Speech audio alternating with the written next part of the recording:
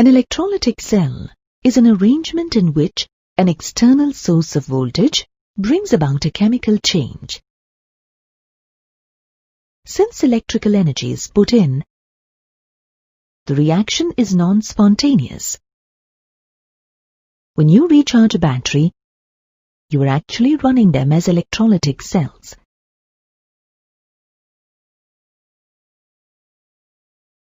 Let's look at a simple electrolytic cell. As shown in the diagram here, it consists of two copper electrodes immersed in an aqueous copper sulfate solution.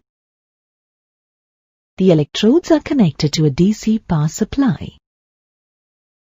When the power supply is turned on, reduction occurs at the cathode, which is the electrode connected to the negative lead of the power supply. Oxidation occurs at the anode, which is connected to the positive lead of the power supply.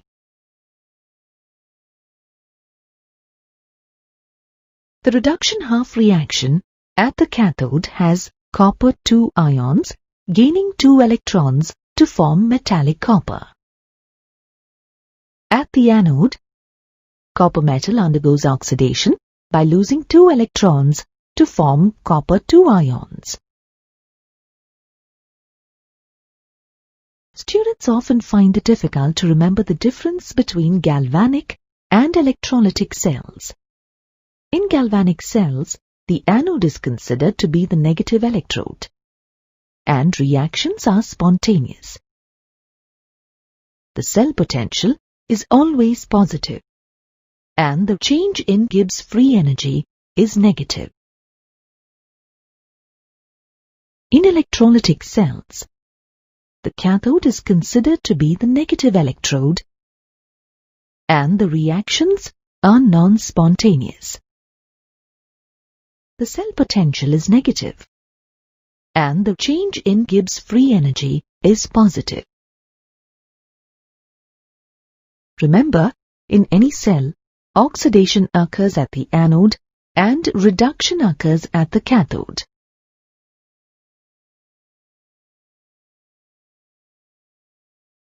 For example, an impure sample of copper can be used as the anode.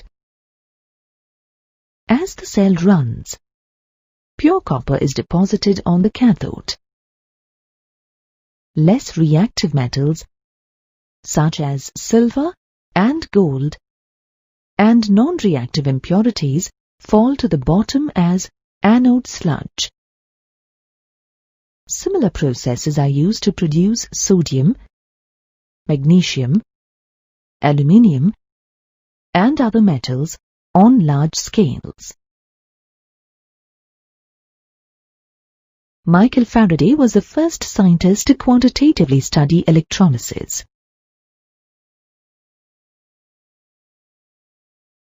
Faraday's work can be summarized in his 2 laws of electrolysis.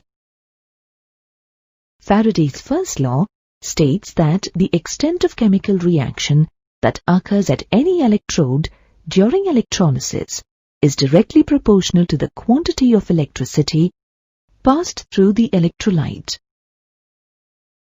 The electrolyte may be molten or in an aqueous solution.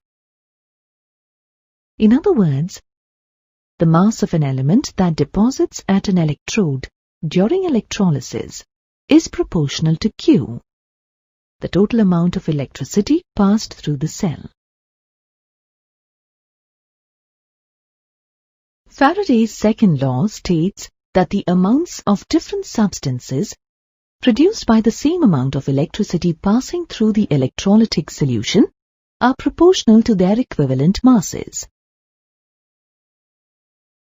Equivalent mass can be calculated by dividing the atomic mass of a metal by the number of electrons needed to reduce a cation.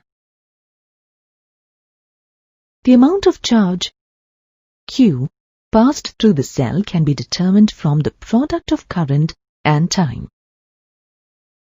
To determine the charge in coulombs, multiply the current in amperes by the number of seconds for which it was applied. The stoichiometry of the half reaction needs to be considered in quantitative electrolysis. The half reaction relates the number of electrons to the metal deposited. For example, in the reduction of silver ions, 1 mole of electrons is needed for each mole of silver ions that reduce. You know that the charge on one electron is equal to 1.6021 multiplied by 10 raised to the power of minus 19 coulomb. Hence, the charge on 1 mole of electron is equal to the product of the charge on an electron and the Avogadro number.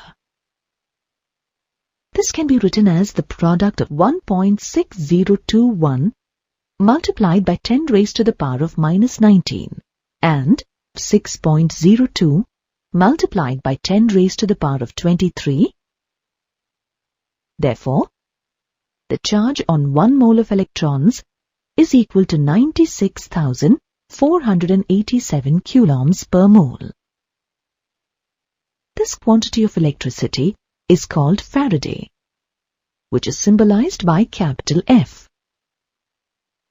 Sometimes, this is rounded off to 96,500 coulombs per mole of electrons. Now use all this information you just learned to solve a problem.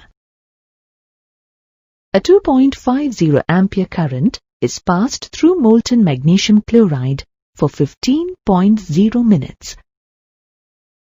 What is the mass of magnesium deposited at the cathode? Let's work through this problem together. First, we'll find the charge that passed through the cell. You know that charge in coulombs is equal to the current in amperes multiplied by the time in seconds. We need to convert 15.0 minutes into seconds. 15 minutes into 60 seconds per minute is equal to 900 seconds. The current is 2.50 amperes. The charge that passed through the cell is then 900 seconds times 2.50 amperes, which is equal to 2,250 coulombs.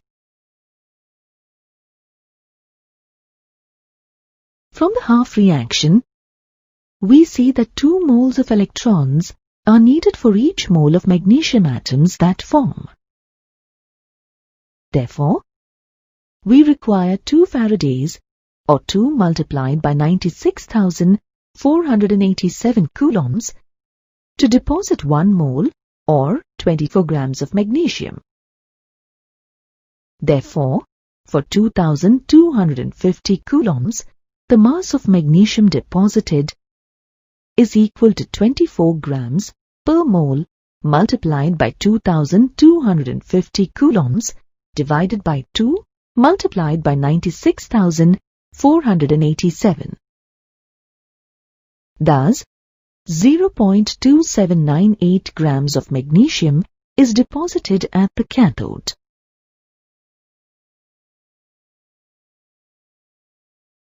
The products of electrolysis depend on the nature of the electrolyte being electrolyzed and the type of electrodes used. Inert electrodes do not participate in the chemical reaction. Inert electrodes act as a source or a sink for the electrons, providing a surface for the electron transfer. Platinum, gold, or graphite electrodes are commonly used as inert electrodes. On the other hand, active electrodes do participate in the chemical reaction. Active electrodes are used in the electrolytic refining of metals, which we discussed earlier. Thus, we can conclude that the products of electrolysis may be different for reactive and inert electrodes. The products of electrolysis reactions depend on the oxidizing and reducing species present in the electrolytic cell and their standard electrode potentials. Some electrochemical processes are kinetically very slow. At lower voltages, these processes don't seem to occur at all. In order to make these processes occur, extra potential, called overpotential, must be applied. For example, the electrolytic decomposition of molten sodium chloride will produce sodium metal and chlorine gas. In this case, only one cation, that is, the sodium ion, and one anion, that is, the chloride ion, are produced. Sodium ions are reduced to sodium metal at the cathode, while chloride ions are oxidized to chlorine gas at the anode. The electrolytic decomposition of aqueous sodium chloride solution, on the other hand, produces sodium hydroxide, chlorine gas, and hydrogen gas. In this case, besides sodium and chloride ions, hydrogen ions and hydroxide ions, along with water molecules, are present. Let's look at this process in detail. At the cathode, either sodium ions or hydrogen ions may be reduced. As the hydrogen ion has a higher standard electrode potential than sodium, it gets reduced. However, hydrogen ions are produced by the dissociation of water. Hence, the net reaction at the cathode may be written as the sum of these two reactions. Thus, we have the reduction of water as per the equation shown here.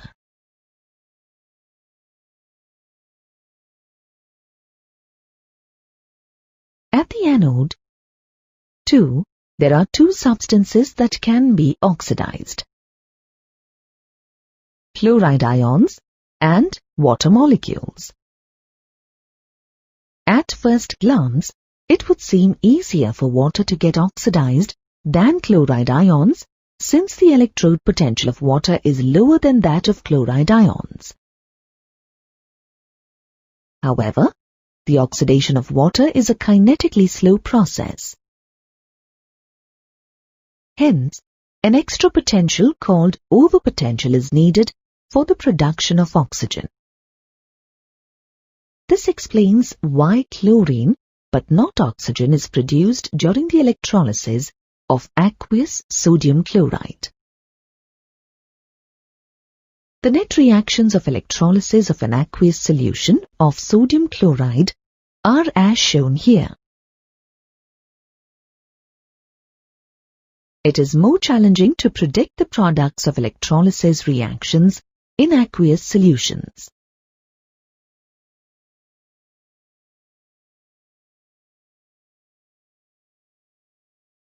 Due to overvoltages, you can't rely solely on standard reduction potentials.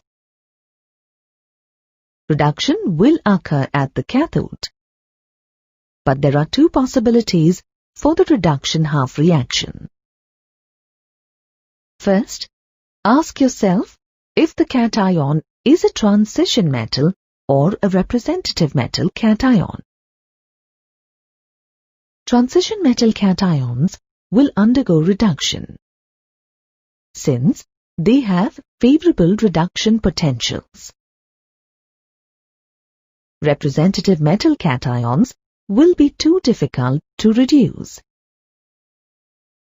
Instead, water will be reduced at the cathode, forming hydrogen gas.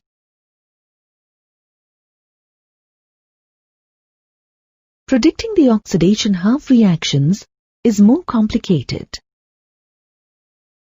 It depends on the relative ease with which the different species present in the solution are oxidized. Halide ions will undergo oxidation to form the diatomic elements in preference to water. However, chloride ions undergo oxidation in preference to water due to overvoltage of oxygen. On the other hand, oxoanions are too difficult to oxidize. So, water is oxidized to form oxygen gas.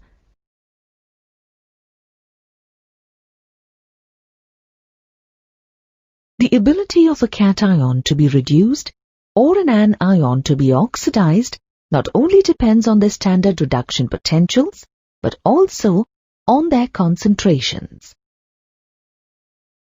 Hence, to account for the effects of concentration, the standard electrode potentials are replaced by the electrode potentials given by the Nernst equation. In dilute solutions of sulfuric acid, water will be oxidized to release oxygen gas.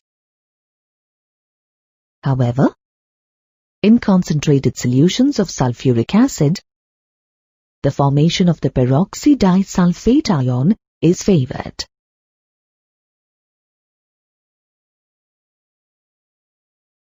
Let's test our knowledge by solving some practice problems.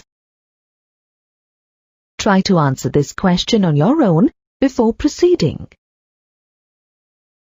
Predict the products and write a balanced equation if an aqueous solution of silver nitrate is electrolyzed. Assume that the electrodes are inert. Let's start with the reduction process at the cathode. Silver, a transition metal, has a favorable reduction potential. So, silver ions will be reduced to form silver metal. The half reaction is written out. Since the electrode potential value of water is less than that of the nitrate ion, water will undergo oxidation to form oxygen gas as shown in the half reaction. Now, we can sum the two half reactions. We need to make sure that the number of electrons gained is equal to the number of electrons lost, and then add the half reactions to write the overall equation. Here's another problem. Try to answer it on your own first. A dilute solution of sodium sulfate is electrolyzed. Predict the products of the electrolysis, assuming that the electrodes are inert. We use the same basic strategy as the previous problem. At the cathode, it is easier to reduce water than the sodium ion, as it has a higher standard reduction potential value than sodium. So, water will undergo reduction to form hydrogen gas. At the anode, it is easier to oxidize water than the sulfate ion, since the standard reduction potential for water is less than that of sulfate ions. Water will oxidize to produce oxygen gas. We need to make sure that the number of electrons gained is equal to the number of electrons lost. By summing the two half reactions, we can write an overall equation. Note that H plus OH minus make H2O.